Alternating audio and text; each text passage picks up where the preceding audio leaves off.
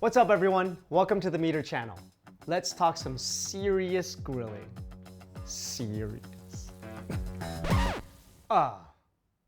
When you're grilling with MEATER, make sure you do not sear with the probe in. The ambient sensor max is 527 degrees Fahrenheit or 275 degrees Celsius, and you want to keep the probe away from direct flames. The app will tell you if it's approaching the limit. You'll get the tastiest results from a combination of high heat direct searing with low and slow indirect cooking. So here are two ways that you can do that. One way to grill with MEATER is to use reverse searing, which we recommend. Insert your probe into the meat, set up your app, then cook over indirect heat, away from any coals or flames. If you're cooking on a ceramic grill, you can place the meat above a deflector plate. Once you've hit your target temperature, remove the meat from heat and let the internal temperature drop 10 to 15 degrees Fahrenheit or 5 to 10 degrees Celsius.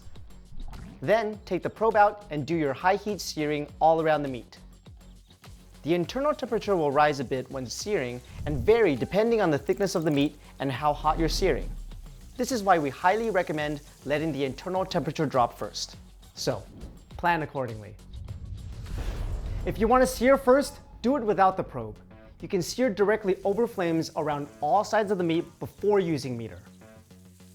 After searing, insert the probe, and we recommend letting the internal temperature drop 10 to 15 degrees Fahrenheit or 5 to 10 degrees Celsius before starting your indirect heat cook. It's not essential, but it might help MEATER give you a more accurate cook time, especially for smaller cuts. Then choose your preferred doneness and finish the cook over indirect heat. For more cooking tips and videos like this, subscribe to our channel, follow us on social, and check out MEATER.com. Happy grilling!